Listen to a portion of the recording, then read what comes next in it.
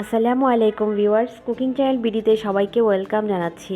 আজকে আমি নোনা ইলিশ রান্না করব। আর নোনা ইলিশ তো অনেকভাবেই রান্না করা যায়। আমি সবজি দিয়ে নোনা ইলিশ রান্না করে দেখাবো।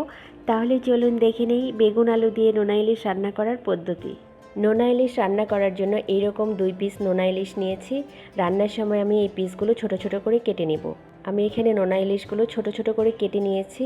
আর এই মাছটা যেহেতু লবণ দিয়ে সংরক্ষণ করা থাকে, তাই লবণের পরিমাণ খুবই বেশি থাকে। প্রথমে গরম পানি দিয়ে খুব ভালো করে ধুয়ে নিয়েছি, পরে ট্যাপের পানি দিয়ে অনেকবার ভালোভাবে খুলিয়ে নিয়েছি। খেয়াল রাখতে হবে মাছের গায়ে যেন কোনো লবণ না থাকে, আর রান্নার সময় লবণের পরিমাণটা একটু সাবধানে দিতে হবে। এখন আমি রান্নায় চলে যাচ্ছি। রান্না করার জন্য চুলায় একটা প্যানে দিয়ে দিচ্ছি 4 টেবিল চামচ পরিমাণ তেল। তেলটা গরম হওয়া পর্যন্ত একটু অপেক্ষা করছি। তেল গরম হয়ে গেছে, দিয়ে দিচ্ছি 1/4 কাপ পেঁয়াজ কুচি।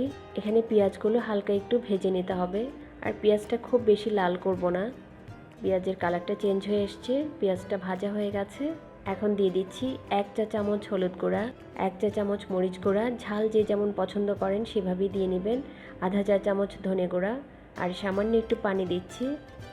এখন ভালো করে নেড়ে দিচ্ছি। দিয়ে দিচ্ছি 1 চা চামচ রসুন বাটা, আধা চা চামচ আদা বাটা। এখন সব কিছু খুব ভালো করে নেড়ে কষিয়ে নিতে হবে। মশলাটা দেখেন কষানো হয়ে গেছে, তেলটা উপরে ভেসে উঠেছে। এখানে বড় একটা আলু ছোট করে কিউব করে কেটে নিয়েছি, আলুগুলো দিয়ে দিচ্ছি। মশলার সাথে ভালোভাবে নেড়ে মিশিয়ে নিতে হবে। দিয়ে দিচ্ছি সামান্য একটু পানি আলুটা সেদ্ধ হওয়ার জন্য। এখানে আরেকটা কথা বলে রাখি, আমি সামান্য একটু লবণ দিয়েছি, যেটা আমি ভিডিও করতে পারিনি। ঢেকে দিচ্ছি 4-5 মিনিটের জন্য। 5 মিনিট হয়ে গেছে, নেড়ে দিচ্ছি। এখানে আমি ছোট 2টা বেগুন আলুর মতোই ছোট কিউব করে কেটে নিয়েছি। এখন বেগুনগুলো দিয়ে দিয়েছি, সব কিছু একটু ভালো করে নেড়ে দিতে হবে। এখন দিয়ে দিব আগে থেকে কেটে রাখা নোনা ইলিশ। সব কিছু খুব ভালো করে কষিয়ে নিতে হবে, একটু নেড়ে দিচ্ছি। ঢেকে দিচ্ছি 5-6 মিনিটের জন্য। 6 মিনিট হয়ে গেছে, সব কিছু সুন্দরভাবেই কষানো হয়ে গেছে, তেলটা উপরে ভেসে উঠেছে।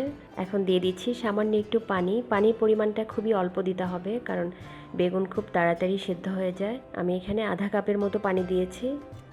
এখন দিয়ে দিচ্ছি 4-5টা কাঁচামরিচ। কাঁচামরিচগুলো আমি মাঝখানে কেটে দিয়েছি। এভাবে নেড়ে ঢেকে দিব 6-7 মিনিটের জন্য। 7 মিনিট হয়ে গেছে, দিয়ে দিচ্ছি সামান্য একটু ধনেপাতা কুচি। এটা আপনারা চাইলে দিতে পারেন, আবার নাও দিতে পারেন। একটু ভালোভাবে নেড়ে দিতে হবে।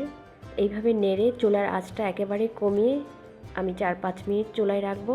আলুটাও সেদ্ধ হয়ে গেছে। 4-5 মিনিট পর পরিবেশন করব। তৈরি হয়ে গেল খুবই মজাদার আলু বেগুন দিয়ে নোনা ইলিশ তরকারি। গরম ভাতের সাথে খেতে তো খুবই ভালো লাগবে। আপনারা ট্রাই করবেন।